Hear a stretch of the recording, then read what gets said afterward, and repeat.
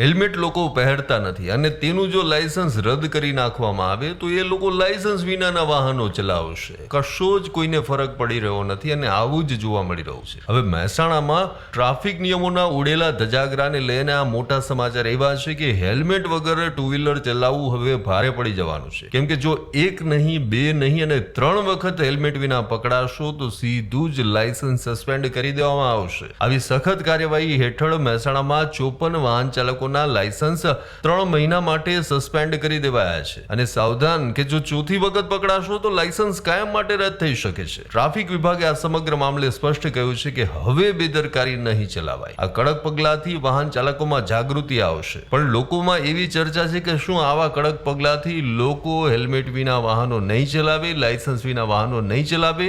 આ કડક કાર્યવાહી કેટલા દિવસ ચાલશે? કેમ કે ભૂતકાળમાં પણ અનેક વખત આ પ્રકારની ટ્રાફિક ડ્રાઈવ યોજાય જ છે અને થોડા દિવસ પછી પરિસ્થિતિ જેસે તે થઈ જાય છે.